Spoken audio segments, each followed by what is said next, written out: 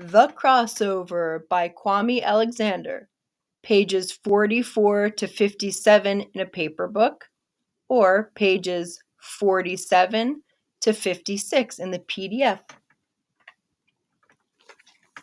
As I'm reading, I would love for you to make a mental movie of what the author Kwame Alexander is describing here.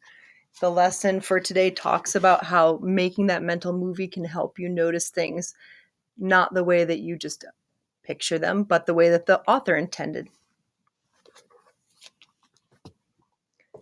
The inside of Mom and Dad's bedroom closet is off limits, so every time JB asks me to go in there to look through Dad's stuff, I say no.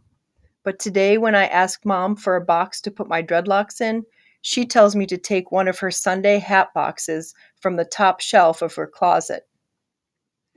Next to her purple hat box is Dad's small silver safety box with the key in the lock, and practically begging me to open it. So I do, when unexpectedly, "What are you doing, filthy?" Standing in the doorway is JB with a look that says, "Busted." "Filthy, you're still giving me the silent treatment?" Really? I really am sorry about your hair, man. I owe you, filthy, so I'm going to cut the grass for the rest of the year and pick up the leaves, and I'll wash the cars, and I'll even wash your hair. "Oh, you got jokes, huh?" I say, then grab him and give him another noogie. "So what are you doing in here, filthy?" "Nothing. Mom said I could use her hat box."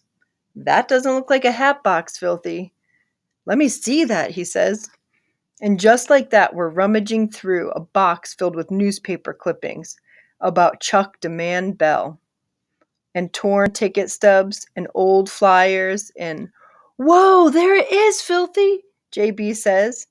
And even though we've seen Dad wear it many times, actually holding his glossy championship ring in our hands is more than magical. "Let's try it on," I whisper.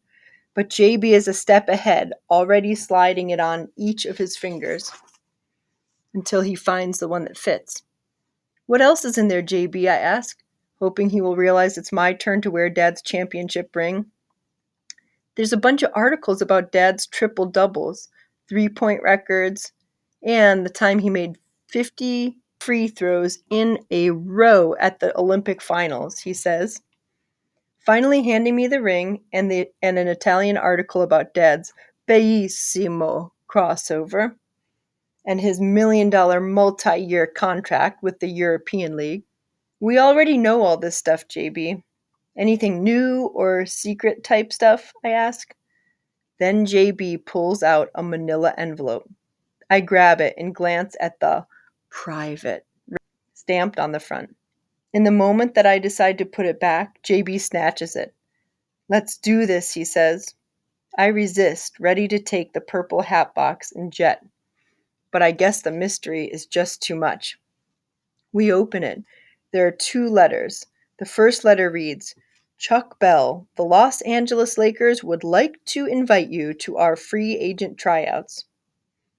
We open the other. It starts, "Your decision not to have surgery means that realistically, with patella tendonitis, you may not be able to play again." Patella tendonitis, noun. The condition that arises when the muscle that connects the kneecap to the shin bone becomes irritated due to overuse, especially from jumping activities. As in, on the top shelf of Mom and Dad's closet, in a silver safety box, JB and I discovered that my dad has jumper's knee, aka patella tendonitis.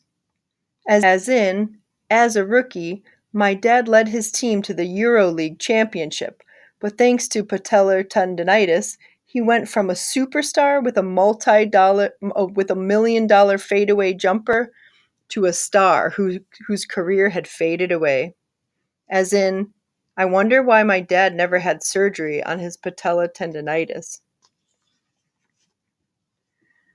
Sundays after church. When the prayers end and the doors open, the bells hit center stage, and the curtain opens up on the afternoon pickup game in the gym at the county recreation center. The cast is full of regulars and rookies with cartoon names like Flapjack, Scoobs, and Cookie. The hip hop soundtrack blasts. The bass booms. The crowd looms. There's music and mocking, teasing nonstop. But when the play begins, all the talk ceases. Dad shovel passes the ball to me.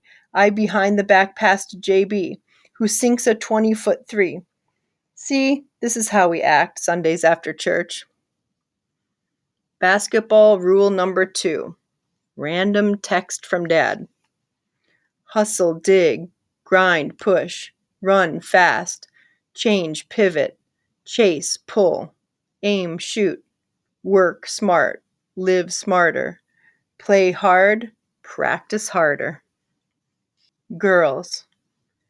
I walk into the lunchroom with JB. Heads turn. I'm not bald like JB, but my hair's close enough so that people sprinting past us do double takes. Finally, after we sit at our table, the questions come.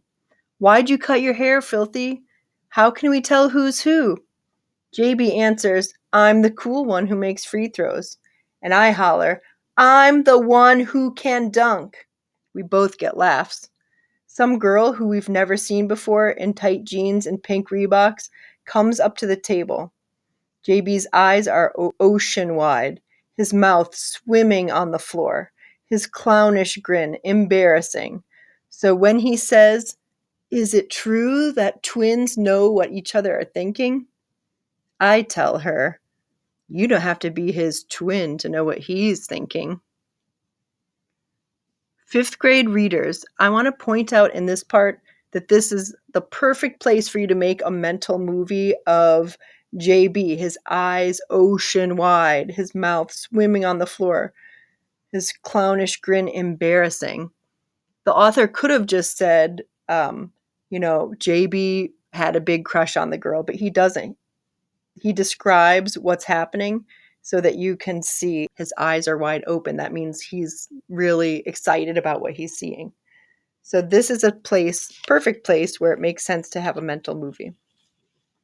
While Vondi and JB debate whether the new girl is a knockout or just beautiful, a hottie or a cutie, a layup or a dunk, I finished my vocabulary homework and my brother's vocabulary homework, which I don't mind since English is my favorite subject.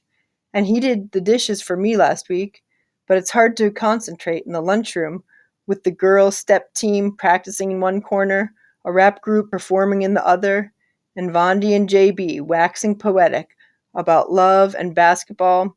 So when they ask, what do you think, Filthy? I tell them, she's pulchritudinous. Pulchritudinous, adjective, having great physical beauty and appeal, as in every guy in the lunchroom is trying to flirt with the new girl because she's so pulchritudinous. As in, I've never had a girlfriend, but if I did, you'd better believe that she'd be pulchritudinous. As in, wait a minute, why is the pulchritudinous new girl now talking to my brother? Practice. Coach reads to us from The Art of War. A winning strategy is not about planning, he says. It's about quick responses to changing conditions. Then he has to do footwork drills followed by 40 wind sprints from the baseline to half court. The winner doesn't have to practice today, Coach says. And Vondi blasts off like Apollo 17, his long legs giving him an edge. But I'm the quickest guy on the team. So on the last lap, I run hard, take the lead by a foot, and even though I don't plan it, I let him win and get ready to practice harder.